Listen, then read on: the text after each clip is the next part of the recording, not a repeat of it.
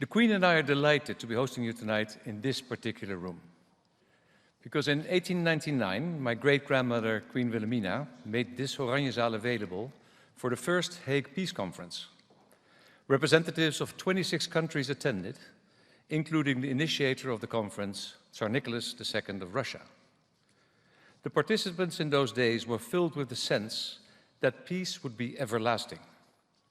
But behind the scenes, the first signs were already emerging of the arms race that would ultimately lead to the First World War.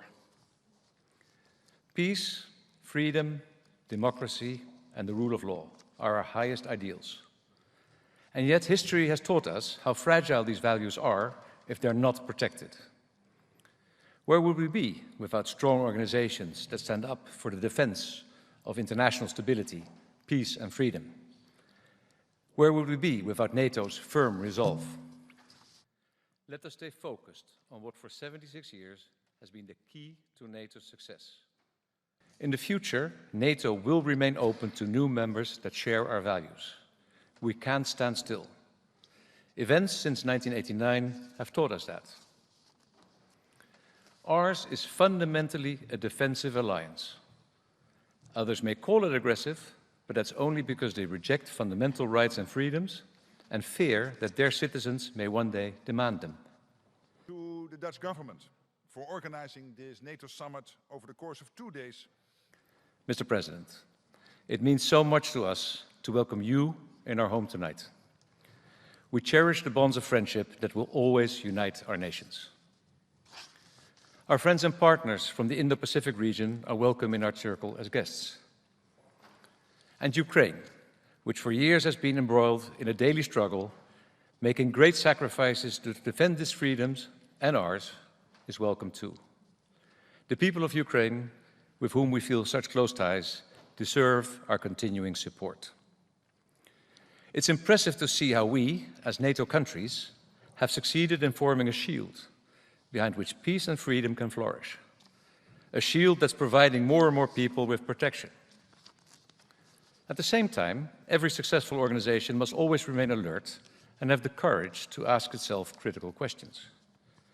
Are we properly equipped for the challenges we face today? Is the division of costs and benefits amongst us sufficiently well balanced?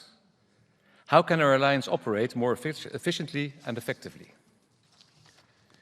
These questions are especially relevant now that the threat posed by Russia and other hostile countries is taking on unprecedented new dimensions. But it is all worth it.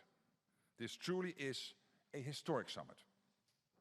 Well, it's rightly argued that we need to make sufficient investments in our security and that there must be a balance in the financial contributions made by the members of the alliance. There can be no solidarity unless everyone shoulders their own responsibility.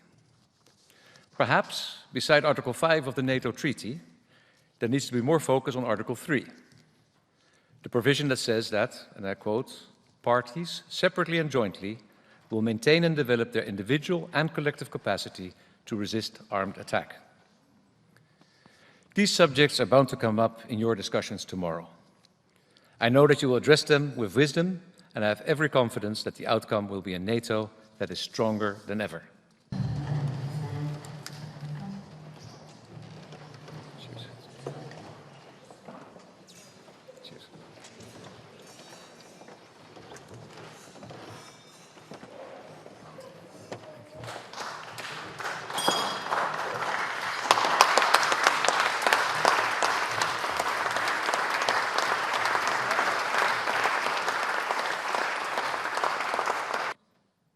Tomorrow, NATO allies will make a very big decision on defense investment that will go down in history as transformational. This will be something to celebrate. These decisions are rooted in NATO's core mission of protecting our 1 billion people and will make for a stronger alliance and a safer world. It will also be a massive achievement in making NATO fairer. For decades, the United States sought to get Europe to truly step up.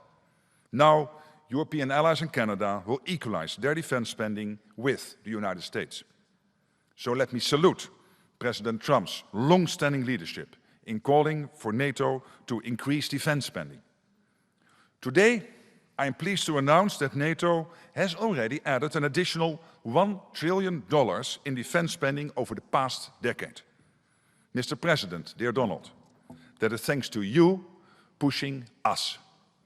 And tomorrow we will build on that foundation and add trillions more in defense spending, because we need to do this. Their Majesties, King Willem-Alexander, Queen Maxima of the Netherlands, and thank you for hosting us at this beautiful place.